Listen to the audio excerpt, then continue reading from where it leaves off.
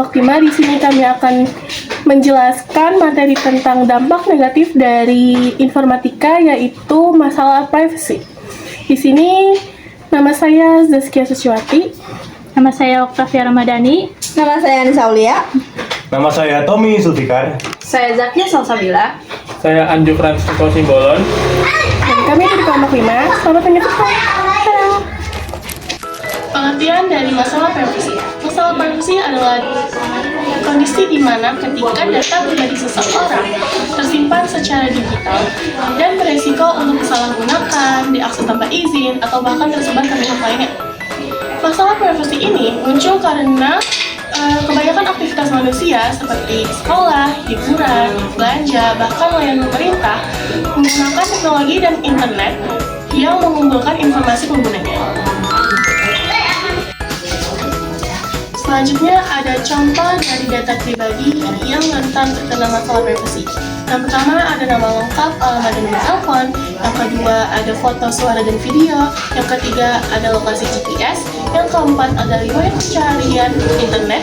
Dan yang kelima ada data keuangan dan data kesehatan. Selanjutnya ada dampak positif informatika terkait privasi. Satu, keamanan data semakin canggih, adanya teknologi biometrik, terus seperti Face ID dan sidik jari. Selanjutnya, kedua, data pengguna bisa mengatur data sendiri. Setiap aplikasi mempunyai setting privasi. Selanjutnya, adanya aturan perlindungan data. Di Indonesia sudah menetapkan aturan PDP yang bisa menjaga kerahasiaan data warga. Selanjutnya ada dampak negatif informatika. Yang pertama, dampak informatika juga memiliki beberapa risiko yang serius. Yang pertama ada kebocoran data, yaitu data di server perusahaan bisa diretas atau dicuri. Identitas pengguna juga dapat dicuri. Terus yang kedua, penyalahgunaan data untuk keuntungan aplikasi atau website. Pertama, mengumpulkan data tanpa izin. Data digunakan untuk iklan, penargetan politik, atau manipulasi pengguna. Terus yang C, pelacakan dan disadari seperti GPS, cookies, atau riwayat pencarian selalu dipantau. Terus aktivitas online seseorang dapat sulit benar-benar private.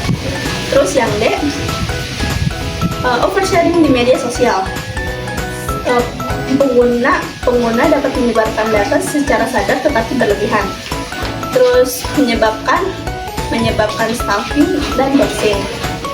Terus yang terakhir ada deepfake atau manipulasi identitas. Teknologi AI bisa meniru wajah atau suara seseorang sehingga bisa dipakai untuk penipuan dan pencemaran nama baik. Data berbagai bidang positif dan privasi. Yang pertama itu ada pendidikan. Data melewati digital dan mudah berbagai monitor. Kedua itu adalah bisnis atau ekonomi digital, layanan ekonomi dan autentifikasi. Yang ketiga itu ada permasalahan pemerintahan, layanan berbasis NIK atau eKTP memudahkan administrasi. Yang keempat itu ada media sosial, itu ada penggunaan membatasi akun sosial. Terakhir itu ada kesehatan atau medis dan dengan akses medis. Selanjutnya ada dampak masalah privasi dalam kehidupan sehari-hari. Masalah privasi juga berdampak pada kehidupan sehari-hari. Yang pertama, pengguna membagikan data sensitif atau informasi pribadi tanpa sadar akan risikonya, seperti membagikan lokasi ataupun nomor telepon. Yang kedua, pengguna internet menjadi lebih waspada dalam berselancar di internet, dikarenakan khawatir akan data pribadi yang disalahgunakan. Yang ketiga, jejak digital tidak dapat dihapus atau sulit dihapus. Jejak digital sulit dihapus meskipun pengguna sudah tidak aktif atau akun sudah ditutup, postingan sudah dihapus, Bahkan ketika aplikasi sudah dihapus, data digital akan tetap ada. Dan yang keempat, penyalahgunaan informasi untuk penipuan seperti phishing ataupun scam. Selanjutnya ada studi kasus dari masalah privacy.